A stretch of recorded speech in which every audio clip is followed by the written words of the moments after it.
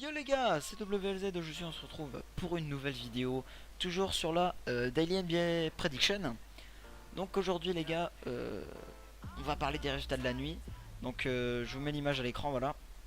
Vous voyez les résultats, à noter la grosse défaite de Cleveland, j'avais prévu un score assez tight de 5 points d'écart. Ils ont pris un plus 30 les gars, impressionnant avec un LeBron à 16 ou 17 points je crois, et un Kyrie à 8 points. Un Leonard énorme et impressionnant le match des Spurs hier. Donc les gars, maintenant on passe tout de suite au match de la soirée. Donc ce soir, 8 matchs au programme. Les Bucks qui vont chez les Hornets, les Timberwolves chez les Pacers, les 76ers chez les Nets, les Suns qui vont à Atlanta, le Heat chez les Pistons, les Warriors chez les Rockets, les Nuggets chez les Blazers et les Wiz chez les Lakers. Donc les pronostics généraux, donc on va dire victoire des Bucks face aux Hornets, victoire des Pacers face aux Timberwolves, victoire des Nets face aux 76ers.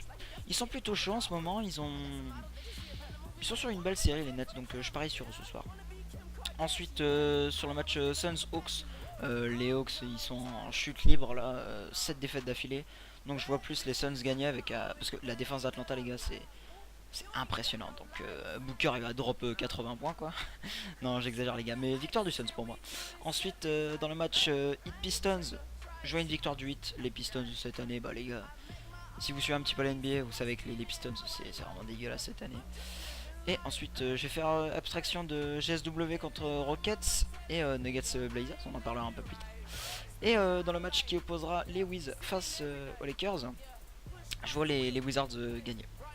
Donc les deux matchs en tête d'affiche les gars justement, ce sont les Golden State Warriors qui vont chez les Rockets et les Nuggets qui vont chez les Blazers. Donc on va faire un focus d'abord sur le premier match qui est les Rockets qui reçoivent les Warriors. Donc on va commencer par des petites stats sur les Warriors. Donc ils ont un bilan de 59 victoires pour 14 défaites. Lors du dernier match, 7 victoires pour 3 défaites. Ils sont sur une actuelle série de 7 victoires. Donc ils sont plutôt chauds on va dire. Ils sont bien remis dans le bain. Leur classement, bah, ils sont premiers à l'ouest et first overall du coup. Maintenant, leur top scorer c'est KD, mais KD il est blessé, il tournait à 25,3 points, 8,2 rebonds, 4,8 assists et 1,6 blocs. Donc c'est des stats plutôt impressionnantes. Avec ça, il ajoute 53,7% au shoot et 37,8% à 3 points. Donc vu qu'il est pas là les gars, vu qu'il est blessé, KD, on va parler plutôt des Splash Brothers. Donc Steph Curry et Thompson. Donc pour le premier, Steph Curry, il tourne à 24,8 points, pardon, 6,5 assists et 1,8 steals par match. Il a 92% en lancé et 40% à 3 points. Donc des stats plutôt en baisse par rapport à sa saison unanime de MVP l'année dernière, mais c'est normal, il y a KD qui est arrivé, ses stats sont en baisse on va dire. Donc maintenant pour Thompson, il tourne à 22,2 points, 3,6 rebonds. Donc pas des stats si ouf que ça. On va dire pas des stats ouf niveau rebond ou passe D. Il tourne quand même à 85% au lancer et 41,8% à 3 points. Donc c'est un très bon pourcentage à 3 points. Mais en même temps c'est un shooting guard, c'est un arrière. C'est son taf. Le catch and shoot c'est ce qu'il sait faire de mieux.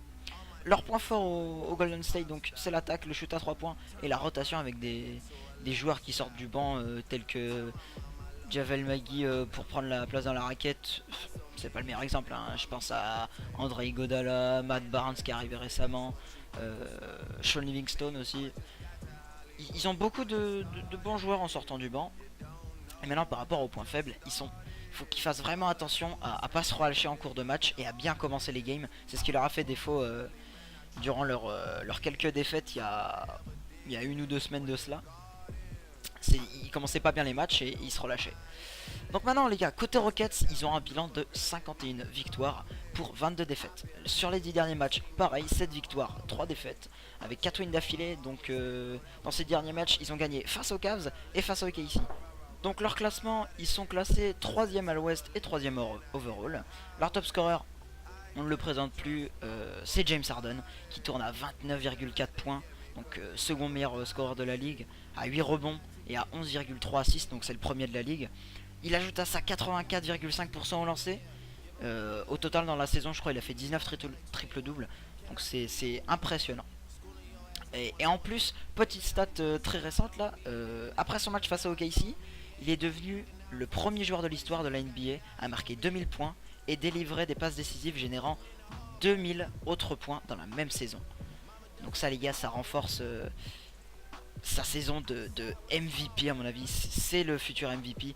Déjà par rapport au classement collectif de son équipe, donc 3ème overall et 3ème à l'ouest, donc super. On les attendait pas à ce niveau-là, les Rockets cette année.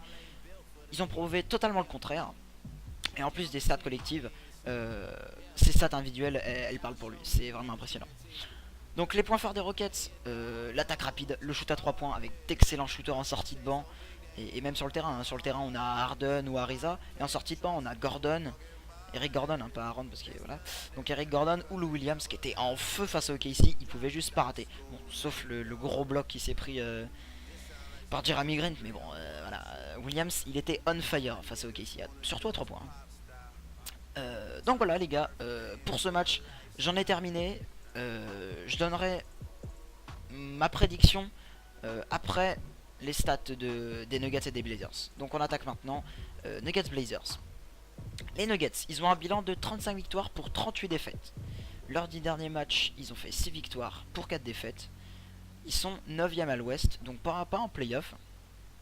Le top player chez les Nuggets, il y a le top scorer qui est Gallinari, mais on va pas parler de lui les gars, je pense que vous en doutez, hein, chez les Nuggets. On va parler de Nikola Jokic, donc qui tourne à 16,3 points, 9,6 rebonds, 4,7 assists.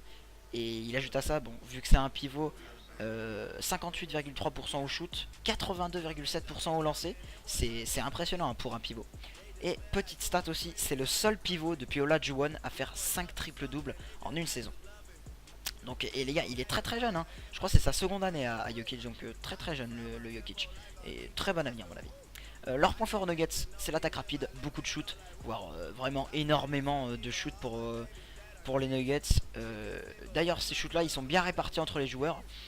Donc ça c'est un gros point fort. Et par contre pour les points faibles, c'est la défense et le jeu sur le meneur adverse qui est vraiment dégueu parce qu'ils ont Jameer Nelson en titulaire dans le 5. Et le meneur en face les gars il fait ce qu'il veut. Donc maintenant côté Blazers pour les stats, même bilan, 35 victoires, 38 défaites. Leurs 10 derniers matchs c'est 7 wins pour 3 défaites. Leur classement, ils sont 8ème à l'ouest. Donc pour l'instant ils sont playoffables. Leur top scorer c'est Damian Lillard, qui est depuis le All-Star break.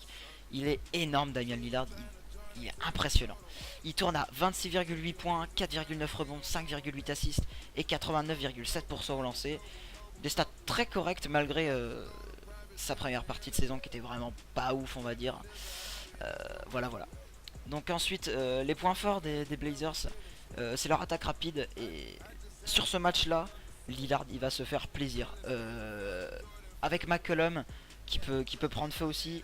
Ça va être un beau match avec beaucoup de points. Pour les amateurs de défense, ne regardez pas ce match. Les défenses c'est pas ouf les deux équipes, voilà.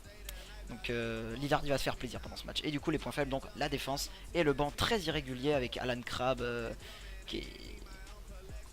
Enfin moi je trouve que c'est un joueur vachement trop irrégulier et qui est vachement surpayé par rapport à ce qu'il vaut.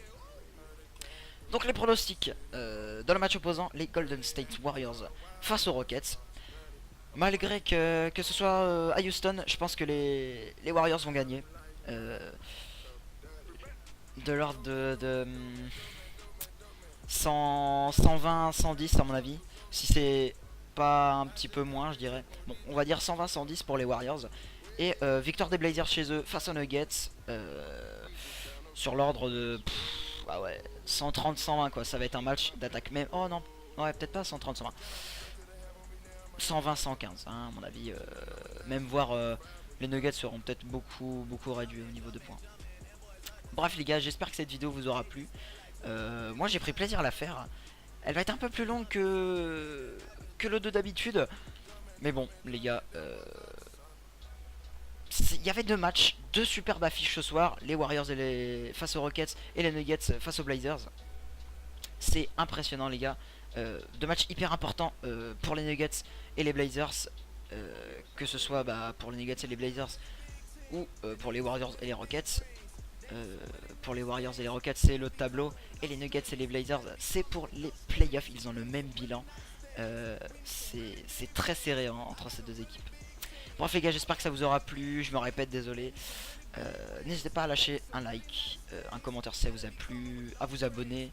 Et moi les gars, je vous dis sur ce, prenez soin de vous et ciao.